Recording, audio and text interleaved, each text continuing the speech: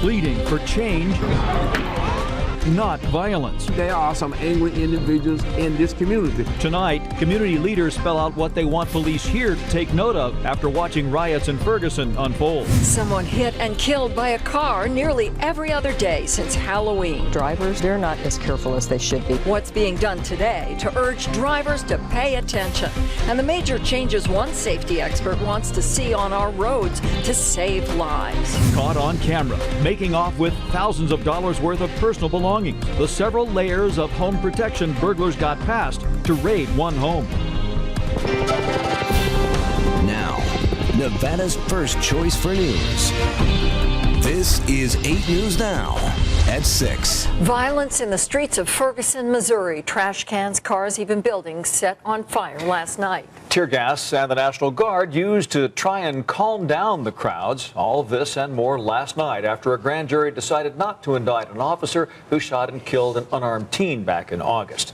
Thanks for joining us. I'm Dave Provassier. And I'm Paula Francis. The Ferguson Police Department said Officer Darren Wilson was protecting himself when he shot 18-year-old Michael Brown several times. But eyewitnesses said the teen had his hands up. But in the end, a grand jury decided there was not enough evidence to take Officer Wilson to trial. Since the announcement, protests and demonstrations have popped up across the country, but not all have been accompanied by violence and destruction. In Philadelphia, hundreds of protesters crowded and marched through the streets. And last night, a small group peacefully gathered in North Las Vegas.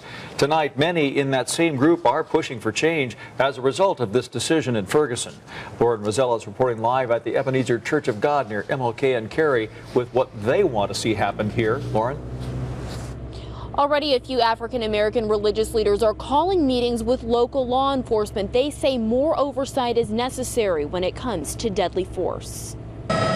Ferguson, Missouri burned into the early morning hours. The death of Michael Brown has sparked some anger, but also a conversation. And seeing what happened in Ferguson last night, it gave me an inspiration to move forward. In this small conference room, this group of ministers, pastor, and one former lawmaker are all trying to see how the grand jury's decision could impact people here. We are one of the most diverse cities in the country.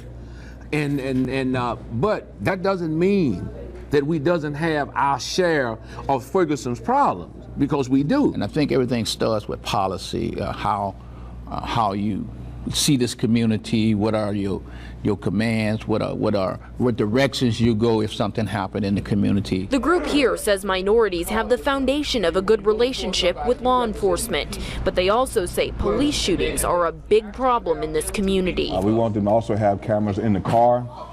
We believe from the verdict and the outcome of the Michael Brown shooting that there definitely need to be cameras on the police officers as well as in their cars. They say extra oversight is necessary when it comes to investigating deadly force. So we definitely want to make sure that the police are held accountable in terms of what they're saying is going on, and we need to see what's going on in their policing process. You know, you brought all that artillery in, and you still had a riot. The people in this group say they will keep working to keep the lines of communication open between the African-American community and law enforcement.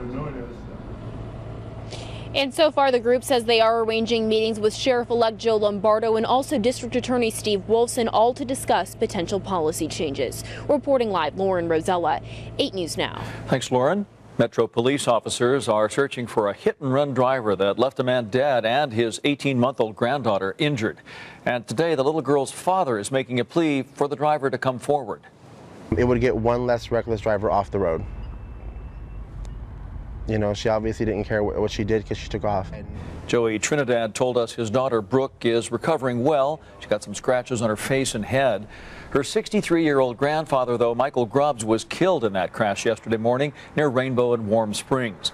Grubbs and his granddaughter were walking on the side of the road when they were hit. Just hope that this person feels remorse and understands that she hurt a family. To get somewhere, she could have been 5 minutes late. You know, it's better to show up late than not show up at all. Police say the driver was a woman in her 20s or 30s driving a dark gray Honda Civic. The license plate starts with the numbers 948.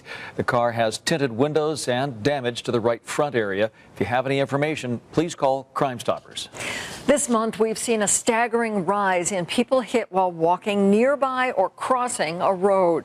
Since Halloween, 13 different families in the Las Vegas Valley have lost a loved one in these types of crashes. That means one death in southern Nevada is happening every other day.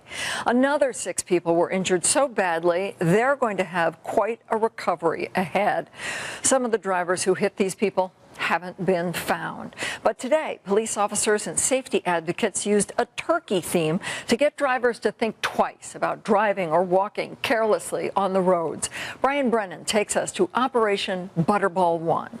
Westbound, a black 4-door, a white Infiniti 2-door. On westbound, a white Dodge Grand Caravan. Traffic officer Michael Lemley has a good sense of humor. He doesn't mind dressing up like a turkey or even being called Butterball for the last 6 years. This was a brainstorm of mine 6 years ago, and I kind of been stuck with it ever since. But there's nothing funny about Lemley having to dodge cars as he walks on a clearly marked crosswalk during an event to remind drivers and pedestrians to pay attention on the roads. Police wrote 168 tickets in 4 hours. Probably one of the most dangerous things we do. Leaders of the group Vulnerable Road Users helped put on the event. Director Aaron Breen worries pedestrian deaths will spike in the winter months like it did last year. 13 pedestrians have been killed in the Las Vegas Valley in just the last 3 weeks. If we continue last year, and it wasn't an anomaly but a trend, then we're going to hit the highest number we've ever hit. The Las Vegas Metropolitan Police Department says there has been a drop of 24% in total traffic-related deaths in their jurisdiction compared to last year. But we had a terrible year last year. Breen says pedestrian deaths are still too high.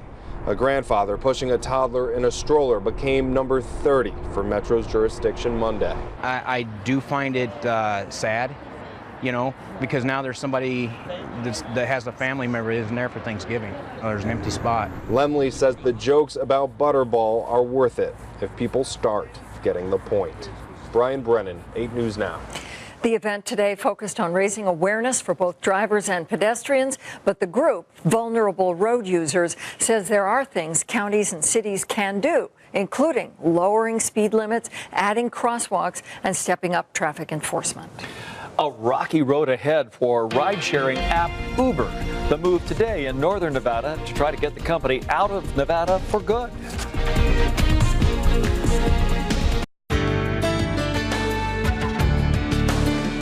A judge is granting the state's request to block ride-sharing company Uber from operating in Nevada, at least for now. A court battle over the issue played out for hours in a Washoe County courtroom today. Uber launched in the Las Vegas Valley and up in Reno last month. It's basically an app that connects drivers with those who want to ride. The state argued Uber is breaking the law because it doesn't have permission to operate, but Uber claimed the company is doing nothing wrong. In the end, the judge granted the state a preliminary injunction which orders Uber to stop right now. The judge also told Uber they have a great product, but while the case works its way through the court, he's not willing to put the public's safety at risk. The taxicab authority has been citing Uber drivers and impounding their cars since the launch last month. So far, the taxicab authority officers have cited about 40 of them. A few weeks ago, we went along for a crackdown. Police are asking for help after volunteer searchers found the body of a woman in the desert. 2 weekends ago, Red Rock Search and Rescue found 41-year-old Julia Garcia. She's also known as Julia Lopez Maravilla, and the coroner says she was strangled. Police now say they want to hear from you. If you knew where Garcia was the morning of November 5th, please call Crime Stoppers. When Red Rock Search and Rescue found her body, they were actually looking for another missing woman, Susana Villalvalzo. She still has not been found. A man who told police he accidentally shot someone, then panicked and shot her again, is headed to prison. Today, a judge sentenced 22-year-old Ricardo Perez to at least 18 years and up to life behind bars. This is his mugshot taken at the time of his arrest.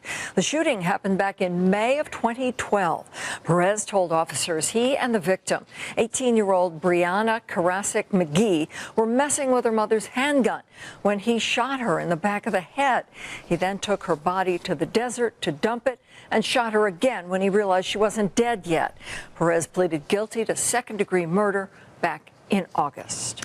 Cirque du Soleil is adding a battle scene back into one of its Las Vegas shows. We're told it's the same scene where one of the performers accidentally fell to her death. Last summer, a rope holding Sarah Guillot-Gaillard snapped during a performance of Ka at the MGM Grand. She did not survive. The show went dark for a couple of weeks after her death. When it reopened, the battle scene was taken out. But this week, Cirque du Soleil announced it will finally reintroduce that scene. Burglars making it past several security measures. I think there's a false sense of security. In an 8 News Now exclusive, we show why it can take less than a minute to lose thousands of dollars worth of personal belongings. Now, Nevada's first choice for news. This is 8 News Now at 6. Property crimes like burglaries and theft are becoming more frequent. According to the FBI, the Las Vegas Valley saw an increase in cases last year, about 61,000 reports in all. That's about 2,000 more than the year before. Layers of protection like guard-gated communities, high-tech security systems, and cameras sometimes aren't enough. Thieves can still target you. A Henderson woman says she lost $75,000 worth of her belongings. Joe Bartels has the video you'll see only on 8 News Now. 6:30 Friday night, these two guys decide to do a smash and grab job inside the upscale McDonald Ranch neighborhood in Henderson. I did have these layers. You know, I work hard for my money. I work hard in my business for many, many years. I've been in Henderson since 1987. Stephanie Street wasn't at home when the thieves raided her jewelry and stole a loaded handgun from her bedroom. Her outside doors ripped from their frame. The alarm company saw the thieves in action from remote cameras. Police were there within minutes, but the pair got away. I think there's a false sense of security, for sure. I think that people think that, you know, they live behind gates or they're going to go live behind gates, whether they're guarded or not guarded. I don't think it means anything. When you come to this gated community, here at the gate, they'll ask you a couple of questions. They'll ask you, who are you? Where are you going? They'll even write down your license plate. The HOA president says these guards aren't supposed to take the place of police, however. Many times we're finding that we're catching suspects based on the home surveillance systems that a lot of citizens are now using. So any of that information will help us catch a criminal. Kathleen Richards with Henderson Police says the burglary is under investigation. She says you don't have to barricade your home, but make sure your doors and windows are locked, hide valuables in unusual places, or get a safe. Don't just hide things in a drawer. Thieves know where to look for things like jewelry. They know where jewelry boxes are kept. Stephanie says the damage can be repaired. Her sentimental items may never be found, though. She hopes her crime is a lesson to someone else. No matter the layers of protection, you can still become a victim. Joe Bartels, 8 News Now. The president of the Homeowners Association says there were 2 burglaries reported to him since Friday. He says security guards stop every car at the gate, but crooks can get over walls and travel on foot, which makes them harder to track. Henderson police are now trying to find the rightful owners of stolen items taken during a 6-month car burglary spree. Officers recently arrested Brian Richie Walensky and Jessica Strong in this case. Police say that since May, the two frequently targeted mostly unlocked cars parked in driveways and on neighborhood streets, including Tuscany, Calico Ridge, Green Valley, and Whitney Ranch. After the arrests, police reclaimed several items like GPSs, tools, guns, but since some of the items were never reported stolen, police are having a hard time tracking down who the owners are. A beautiful night in Las Vegas. Yeah, going to get a little warmer for Turkey Day, Ted. That's right, guys. Hey, just 2 days away till Thanksgiving. It would be nice and mild for Thanksgiving. Can you believe it? Something we normally don't see this time of the year. And guess what? We're going to approach nearly 70 degrees, around 70 degrees for Thanksgiving, and even on Black Friday. Outside right now, Red Rock, one of my favorite cameras to take a look at the valley here. We're looking at the Strip. We've got clear skies.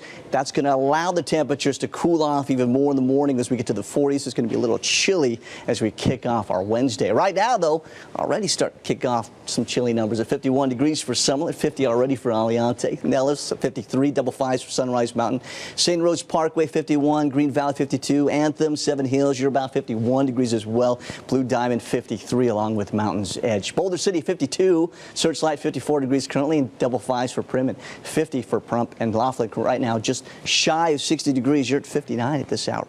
63 for our official high for the day today. That puts us right near average for this time of the year. We dropped to 40 degrees for the overnight low. We're also tracking, if you're traveling across the nation, tracking a low that's going to form off Florida here. So if you're headed to the mid-Atlantic states, the Northeast, unfortunately, could be a busy, bad travel day for tomorrow as that low crawls up the coast and provides some snow for New York and Boston while we're nice and dry here. Big bubble of high pressure. Look at this, all the way out towards California and out to sea here. As this slowly migrates over the area, our numbers are going to go up. This is also going to allow us to some nice weather for the next several days as we stay clear as that high starts to move in. 46 degrees tonight. Look for clear skies. Another chilly morning. 67 for tomorrow. Sunny and cool. Look for a light north wind. And some other neighborhoods to show you. Looks like tomorrow a lot of us be in the 60s. 68 for Seven Hills. Centennial Hills 65 degrees. Sunrise Mountain the warmest at 70. 65 for Aliante. All under sunny skies for your Wednesday. That sunny weather is going to last all the way through Friday. Look at Friday. Numbers get to near record numbers, near record territory by Friday. 73 degrees the record, 72 the high for Black Friday. More clouds expected for the weekend. And then get this, a chance of some showers by Monday and Tuesday. We hope so. There'll be some wind in the mix as well, and temperatures dropping to the low 60s, Dave. Thanks, Ted. A Nevada man accused of trying to drive a bus through raging floodwaters in Kingman will avoid jail time. Instead, 53-year-old Joseph Raisin is facing fines after pleading guilty to misdemeanor reckless driving. Raisin was bringing a tour group back to Las Vegas after a trip to the Grand Canyon Skywalk in July of 2013. You might remember these pictures. The bus flipped on its side and went down an embankment. All 33 passengers escaped. Part of Raisin's sentence includes $3,600 in restitution that goes to public safety agencies that responded this day to help. If you're tired of turning your clocks back every fall and dealing with an earlier sunset, you've got a lawmaker on your side. Nevada Assemblyman Chris Edwards is requesting a bill that could keep daylight saving time in effect all year long. He filed a request last week that would make our state exempt from falling backward. However, if you're not a fan of the early darkness, don't celebrate yet. The proposal has a long way to go next year before it gets even close to becoming a law. Trying to prevent a Black Friday horror story. We spend months and months before this event to plan. The extra steps stores are taking this year to make sure everyone gets a fair and safe shot at scoring the best deals. Now, Nevada's first choice for news. This is 8 News Now at 6. This year, 600,000 Nevadans are expected to wait in line or head to stores early for Black Friday shopping. That's 21% of all the people living in the state. Today, the Retail Association of Nevada released its Black Friday shopping forecast. You might be surprised to know that millennials are the age group most likely to buy on Black Friday. More than half of those surveyed between the ages of 18 and 29 said they were planning on going shopping. This year, shoppers are expected to spend an average of $399 during Black Friday. And while that's a lot of money, this Black Friday is not expected to be quite as busy as years past. The Retail Association says this is because many stores are stretching promotions into Thanksgiving and in some cases pre-sales tomorrow. Now, Black Friday shopping has turned violent in the past. We've seen hundreds of shoppers pour into stores arguing over the deals of the night. And as the start for Black Friday begins to creep into Thanksgiving at some stores, Scott Daniels found out what these stores are doing to keep shoppers safe this year. This is the store where last year a Black Friday shopper was leaving with a big screen TV and he was robbed for it. He ended up being shot in the leg on his way home. This year, there's more procedures to make sure shoppers are shopping in a safe environment. A lot of time, heart, and decision making go into buying holiday gifts for loved ones. Connie's big decision is when to buy these tablets for her grandchildren. Today I'm looking to see if I want to come back on Thursday or Friday. You're going to come back on Thanksgiving? Maybe not Thanksgiving, maybe Friday. Black Friday. The deals are sometimes so great that they incite a melee with people running around the stores fighting over toys, TVs, and tablets. We spend months and months before this event to plan for the safety of our customers. This year, Walmart stores employees will be handing out store maps to customers so they can find the hot items, whether it's Disney's Frozen related or Ninja Turtles. The store manager of the Tropical Parkway location says customers can also request the big items online and pick them up on another day, so they don't need to fight the crowds on the way out. So we don't have everybody standing in one area. We can then hand out these wristbands and the customers can go and shop the rest of the store and not be consolidated in one area. Customers we spoke with say fighting over gifts is not in the spirit of Christmas. Yeah, understand the season and try not to be too harmful to others when you're rushing out trying to get exactly what you want. I mean, it's materialistic. It's not truly what the season is about. And if the crowds get too out of hand, Connie says the tablets can wait. If there's too big of a crowd, I'll probably go back home. We called some stores today, drove by others, and did not see anyone camping out in front for those big Black Friday deals yet. Walmart spokespeople attribute that to people online shopping. I'm Scott Daniels, 8 News Now. We're giving you everything you need to know about Black Friday shopping in the palm of your hand. Download the 8 News Now app before you head out the door. We have a special section devoted to all things Black Friday. We've listed all the deals in one easy place, plus when your favorite stores will be open. And the best part, the app is free. Henderson police will be at the Best Buy on Sunset and 95 this Friday. Not to shop, though. Instead, they'll be armed with laptops to try to protect people from future crimes. They'll be showing shoppers how to use Report It. It's an online database that lets people register and keep track of their electronics. Once you set up an account, you store the serial number, pictures, and scans of receipts. That way, if it's ever stolen, then recovered later, police can return it to you. I tell you, these new devices these days, it's just amazing, isn't it? Tell you what. So tonight a little warm, tomorrow nice. Yeah, you know, what's not to like? The morning temperatures get a little chilly, but by Thanksgiving, 72 degrees. Love it. Great. All right. Thanks for being with us today at 6. We'll see you at 11.